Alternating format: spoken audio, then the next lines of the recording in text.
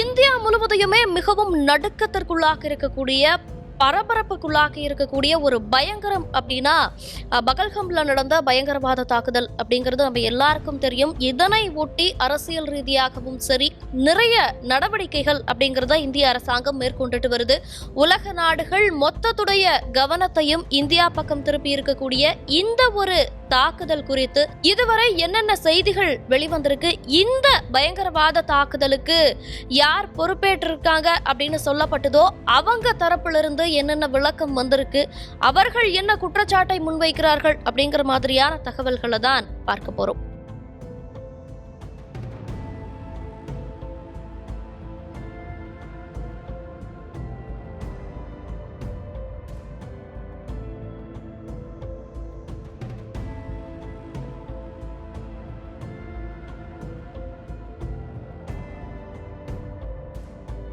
காஷ்மீர் ஸ்ரீநகர்ல இருந்து 90 கிலோமீட்டர் தொலைவில் இருக்கக்கூடிய மிகவும் அழகான மிகவும் ரம்மியமான இடம் அப்படின்னு சொல்லப்படுறதுதான் இந்த பகல்கம் அப்படிங்கிற இடம். இந்த பகல்கம் அப்படிங்கிறது மிகவும் அழகான ரம்மியமான ஒரு சுற்றுலா தலம். குட்டி சுவிட்சர்லாந்து அப்படின்னு சொல்லப்படுது. காஷ்மீருக்கு போற சுற்றுலா பயணிகள் எல்லாருமே ஆர்வமா இந்த இடத்துக்கு போறாங்க அப்படிங்கிற ஒரு தகவலும் இருக்கு. இந்த நிலையில தான் கடந்த 2 தினங்களுக்கு முன்னாடி வழக்கம் போல அங்க நிறைய சுற்றுலா பயணிகள் சுற்றுலாக்காக போயிருக்காங்க. மிகவும் ரம்மியமான இடம், மிகவும் அழகான இயற்கை எழில் கொளிக்கக்கூடிய இடம்.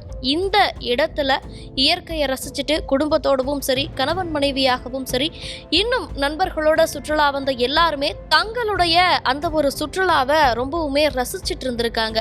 இந்த நிலையில தான் திடீர்னு துப்பாக்கி குண்டுகள் சத்தம் கேக்குது. திரும்பி பார்த்தா 4 பேர் துப்பாக்கிகளோட AK-47 ரக துப்பாக்கிகளோட உள்ள வந்திருக்காங்க.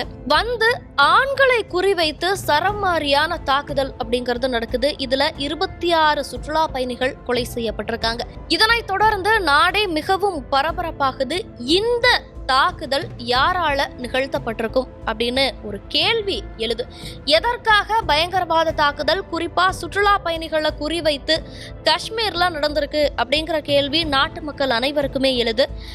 பிரதமர் அவர்கள் சவுதிக்கு 2 நாள் பயணமா போயிருக்காங்க. தன்னுடைய பயணத்தை பாதியிலேயே ரத்து செய்துட்டு ஒரு நாள்லயே திரும்ப இந்தியா வராங்க. அது மட்டும் இல்ல, அமித்ஷாவுக்கு உடனடியா உத்தரவு அப்படிங்கிறது பிறப்பிக்கப்படுது. என்ன அப்படின்னா, நீங்க போய் அந்த இடத்தை பார்வையிடுங்க, அங்கு தேவையான உதவிகள் எல்லாம் செய்யுங்க அப்படின்னு சொல்லிட்டு அவருக்கு ஒரு உத்தரவு பிரதமர் தரப்புல இருந்து கொடுக்கப்படுது.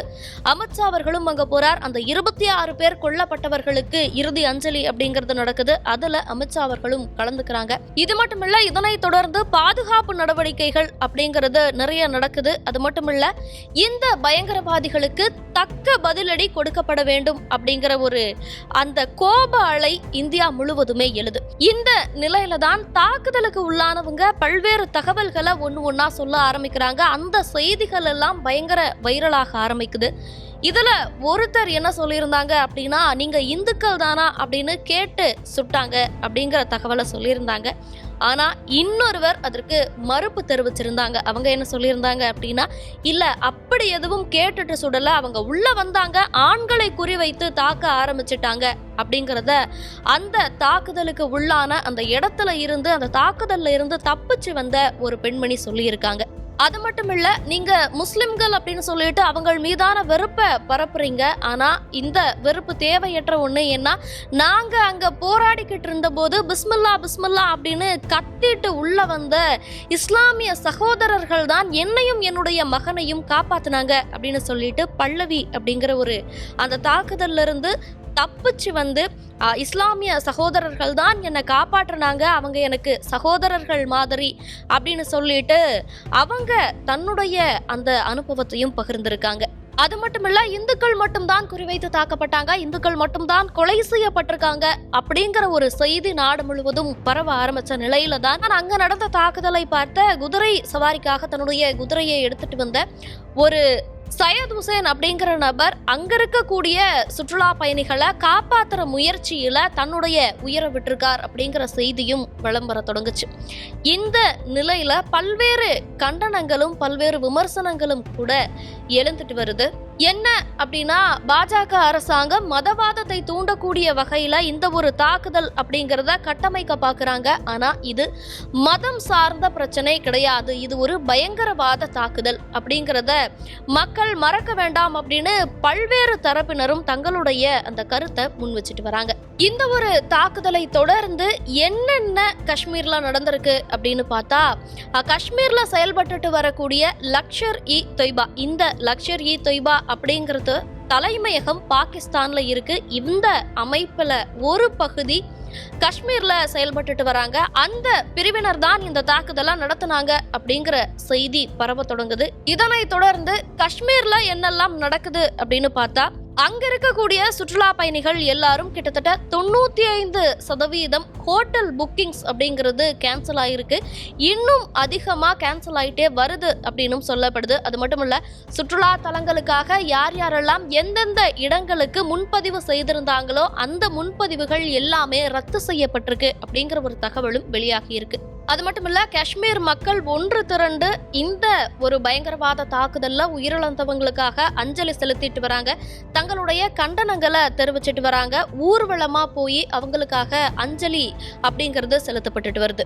இதனை தொடர்ந்து இந்த ஒரு தாக்குதலின் அடிப்படையில இந்திய அரசாங்கம் என்ன மாதிரியான நடவடிக்கைகளை எல்லாம் எடுத்திருக்காங்க அப்படின்னு பார்த்தா, பல்வேறு நடவடிக்கைகளை இந்திய அரசாங்கம் எடுத்திருக்காங்க.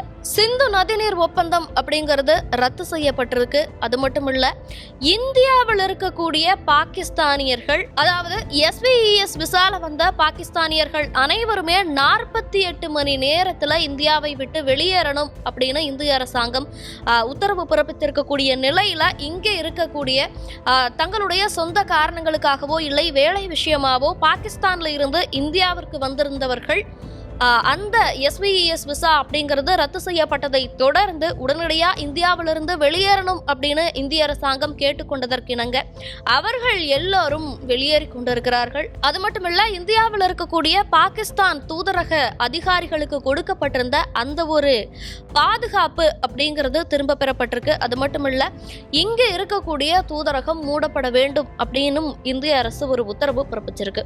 அதே மாதிரி தூதரகத்தில் இருக்கக்கூடிய ராணுவ ஆலோசகர்களும் ஒரு வார காலத்திற்குள்ள வெளியேற வேண்டும் அப்படின்னு இந்திய அரசாங்கம் தன்னுடைய உத்தரவை பிறப்பிச்சிருக்கு. அதே போல பாகிஸ்தான்ல இருக்கக்கூடிய இந்திய தூதரகத்தை சேர்ந்தவர்கள் அங்கிருந்து உடனடியா, அதாவது ஒரு வார காலத்திற்குள்ள இந்தியாவிற்கு திரும்ப வேண்டும் அப்படிங்கிற உத்தரவையும் இந்திய அரசாங்கம் பிறப்பிச்சிருக்கு. இனி இது போன்ற அசம்பாவிதங்கள் நடக்காம இருக்கிறதுக்காக முப்படைகளும் தயாரா இருக்கு. இதற்கு தக்க பதிலடி நிச்சயம் கொடுக்கப்படும் அப்படின்னு இந்திய அரசாங்கம் தரப்புல இருந்து தெரிவிக்கப்பட்டிருக்கு. அது மட்டுமல்ல, அந்த தீவிரவாத தாக்குதல் நடந்தப்போ எந்த நபர்கள் எல்லாம் அதில் ஈடுபட்டு இருந்தார்களோ அவர்கள் குறித்தான தகவலை யார் வழங்குறாங்களோ அவங்களுக்கு 20 லட்சம் ரொக்கம் பரிசா வழங்கப்படும் அப்படிங்கிற ஒரு அறிவிப்பையும் இந்திய அரசாங்கம் கொடுத்திருக்கு. இவர்களுடைய வரைபடம் அப்படிங்கிறது வெளியான நிலையில அங்க இருக்கக்கூடிய ஒரு சுற்றுலா பயணி எடுத்த போட்டோ அப்படின்னு சொல்லிட்டு இந்த 4 பயங்கரவாதிகளுடைய புகைப்படங்களும் வெளியிடப்பட்டிருக்கு. அந்த புகைப்படத்தில் இருக்கக்கூடிய 4 குறித்தான தகவல்களை யார் கொடுக்கறாங்களோ அவங்களுக்கு 20 லட்சம் பரிசு வழங்கப்படும் அப்படின்னு இந்திய அரசாங்கம் தரப்புல இருந்து அறிவிக்கப்பட்டிருக்கு. நேற்றைய தினம் முழுக்க பாகிஸ்தானை சேர்ந்தவர்கள் தான் இந்தியாவிற்கு எதிராக இந்த ஒரு வேலையை செய்திருக்காங்க. அந்த லஷ்கர்-இ-தொய்பா அப்படிங்கிற பாகிஸ்தானிய அமைப்பு தான் இதற்கு முழு முதற் காரணம் அப்படிங்கிற ஒரு செய்தி வெளியாகி வந்துட்டு இருந்த நிலையில பாகிஸ்தான் அதற்கு ஒரு ரிப்ளையும் கொடுத்திருந்தாங்க. என்ன அப்படின்னா, பாகிஸ்தான் தூதரக அதிகாரி என்ன குறிப்பிட்டு இருக்கிறார் அவருடைய பேட்டியில அப்படின்னு பார்த்தா, பாகிஸ்தானுக்கும் இந்த ஒரு சம்பவத்திற்கும் எந்த தொடர்புமே கிடையாது. பாகிஸ்தான் அரசு பயங்கரவாதத்தை ஒரு நாளும் ஆதரிக்கிறது கிடையாது அப்படின்னு சொல்லியிருக்கார். அது மட்டுமல்ல, ராணுவமோ இல்ல அரசோ மக்களுக்கு தக்க பாதுகாப்பு கொடுக்க தவறுற பட்சத்துல இந்திய அரசாங்கத்துக்கு பாகிஸ்தானை உள்ள இழுத்து விடுறதும், பாகிஸ்தானை குறை கூறுறதும், பாகிஸ்தானை கை காட்டிட்டு போறதும் ரொம்ப ஈஸியான ஒரு விஷயமா இருக்கு. இதை அவங்க தொடர்ச்சியா பண்ணிட்டு தான் இருக்காங்க. பாகிஸ்தானுக்கும் இந்த ஒரு தாக்குதல் தாக்குதலுக்கும் எந்தவித சம்பந்தமும் இல்லை. ஆனா இந்திய அரசாங்கம் உண்மையை மூடி மறைக்க பாக்குது, இந்த பிரச்சனையை திசை திருப்ப பாக்குது அப்படின்னு பாகிஸ்தான் தூதரக அதிகாரி தெரிவிச்சிருக்கார். அது மட்டும் இல்ல, இந்தியாவிலேயே இந்திய அரசுக்கு எதிராக மணிப்பூர், சத்தீஸ்கர், நாகாலாந்து, காஷ்மீர் உள்ளிட்ட இடங்கள்ல புரட்சிகள் நடந்துட்டு இருக்கு. இதையெல்லாம் திசை திருப்பதான் இந்திய அரசாங்கம் இந்த மாதிரியான ஒரு செயலை, அதாவது பாகிஸ்தானை கை காட்டுற வேலையை செய்யுது அப்படின்னு அவர் அதிருப்தி தெரிவிச்சிருக்கார். இந்த ஒரு பரபரப்பான சூழல்ல பாஜகவினர் இந்தியாவில் இருக்கக்கூடிய பாகிஸ்தான் தூதரகம் முன்பு தங்களுடைய போராட்டங்கள்ல ஈடுபட்டு வராங்க. பாகிஸ்தான் தூதரகத்தை முற்றுகையிட்டு போராட்டம் அப்படிங்கிறது முன்னெடுக்கப்பட்டிருக்கு. இது மட்டும் இல்ல, காஷ்மீர்ல இருந்து 250 நபர்களை அரசாங்கம் கைது செய்திருக்கு. எதற்காக அப்படின்னா, சந்தேகத்தின் அடிப்படையில அவங்கள கேள்வி கேட்கறதுக்காக.